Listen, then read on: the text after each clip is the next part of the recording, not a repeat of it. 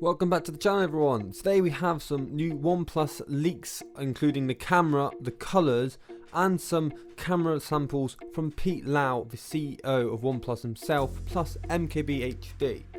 And now let's start off with the overall thing.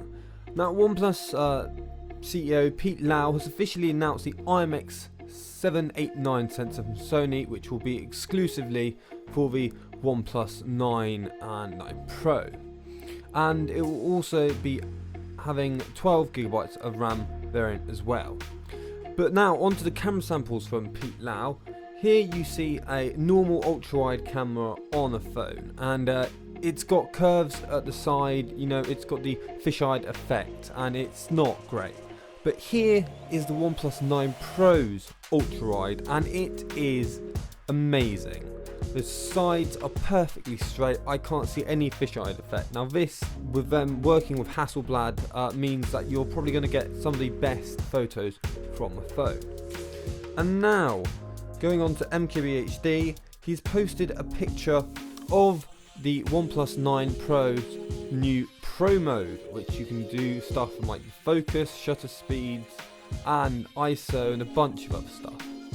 And now also from GSM Arena, we have obviously the camera, which is the ultra wide angle, which will be 48 megapixels, IMX766, and the 789 will also support 4K video at 120 frames per second, while it will have a Hasselblad Pro mode that will take 12-bit raw images.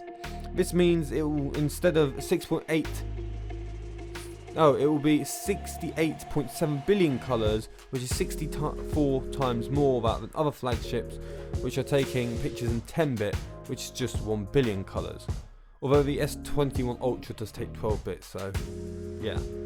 And now the OnePlus 9 Pro colours.